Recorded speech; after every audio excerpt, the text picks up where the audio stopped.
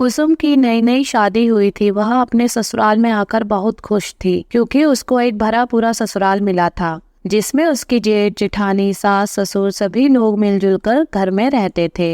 कुसुम के पिता की शहर में बहुत बड़ी सुनार की दुकान है। कुसुम ने कमल से लव मैरिज करी थी जो एक फैक्ट्री में मैकेनिक का काम करता था। कुसुम कमल से बहुत ही प्यार करती थी और उसके लिए कुछ भी करने को तैयार रहती थी। वहीं उसकी जेठानी भी कुसुम को अच्छा मानती थी, लेकिन कभी कभी कुसुम के ज्यादा पढ़े लिखे होने की वजह से उसकी जेठानी उससे ईर्ष्या भी करती थी, जिसकी वजह से घर में छोटी मोटी खटपट लगी रहती थी। कुसुम के जेठ जी का गाड़ियों का गैरेज का काम था जो बहुत मंदा चल रहा था, जिस कारण उसके ऊपर बहुत सारा कर्जा हो गया था। अब कुसुम की जेठानी इस बात को लेकर बहुत परेशान रहती थी कि कैसे कर्जा उतारेंगे। फिर एक दिन सोचते सोचते कुसुम की जेठानी ने फैसला किया कि वह अपने गहनों को बेचकर अपने पति का सारा कर्जा उतारेगी। अब यह बात वह अपने पति को नहीं बता सकती थी क्योंकि जब भी वह गहने बेचने की बात अपने पति से करती थी तो वह मना कर देता था। इसीलिए उसने फैसला किया कि वह बिना बताए अपने गहनों को बेच देगी और वह अपने सारे गहने अपने देवर को दे देती है और बोलती है, इनको बेचकर हमारे लिए पैसों का इंतजाम कर दो ताकि हम अपना कर्जा उतार सके।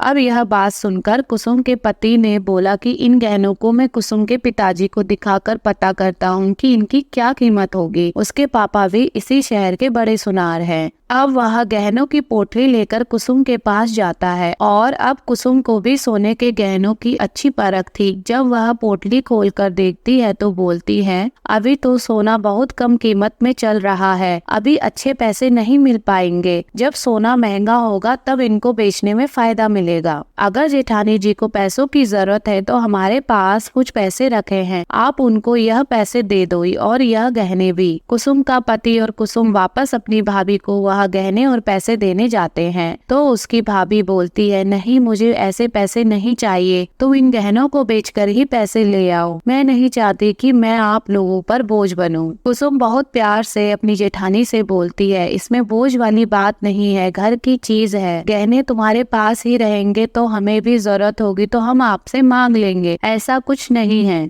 ऐसा बोलकर कुसुम अपनी जेठानी के हाथों में रुपए की गड्डी रख देती है और जेवर भी। अब जेठानी मन ही मन खुश हो जाती है, चलो मेरे गहने भी वापस आ गए और पैसों का भी इंतजाम हो गया। अब वह पैसे लेकर अपने पति को दे देती है। पति उन पैसों से अपना सारा कर्जा उतार लेता है। ऐसे ही कुछ साल बीत जाते हैं। अब कुछ समय के बाद जेठानी जी के पति का गैरेज बहुत अच्छा चलने लग जाता है और जेठानी बहुत ही अमीर बन जाती है। एक दिन कुसुम मजाक मजाक में अपनी जेठानी से बोल देती है, आप तो जेठानी जी से सेठानी जी हो गए हो, और फिर दोनों हंसने लगते हैं। क्योंकि कुसुम की जेठानी के पास पैसों की कोई कमी नहीं थी तो वह उनके शौक भी बढ़ गए थे। तो वह सोचती थी कि इन पुराने गहनों का क्या करूंगी, यह तो ओल्ड फैशन हो गए, चलो इनको चेंज करके कुछ नए गहने बनवा लेती हूँ। ऐसा सोचकर वह अपनी तिजोरी से गहने निकालती है और वह गहने लेकर सुनार के पास जाती है। वह गहने सुनार को दे देती है। जब सुनार वह गहने देखता है तो बोलता है, यह तो सब नकली गहने हैं। सुनार की ऐसी बात सुनकर जेठानी के पैरों तले जमीन खिसक जाती है और वह बहुत हैरान हो जाती है और सुनार से कहती है, आप अच्छे से देखो, यह नकली नहीं हो सकते हैं। तब सुनार बोलता है, हमारा सालों का अनुभव है, यह गहने नकली है, किसी ने आपको बेवकूफ बनाया है। सुनार की ऐसी बात सुनकर जेठानी जी चुपचाप गहने लेकर घर आ जाती है और कुसुम का इंतजार करने लगती है। जब कुसुम घर में आती है तो जेठानी तुरंत कुसुम के पास जाती है और बोलती है, सुनो कुसुम, आज मैं सुनार के पास गई थी यह गहने लेके, उसने तो यह सब गहने नकली बताए हैं। फिर मैंने अपने पति से इस बारे में बात करी तो उन्होंने बताया कि जब उनका बिजनेस बहुत मंदा चल रहा था तो उन्होंने यह गहने मुझे बिना बताए चुपचाप से बेच दिए थे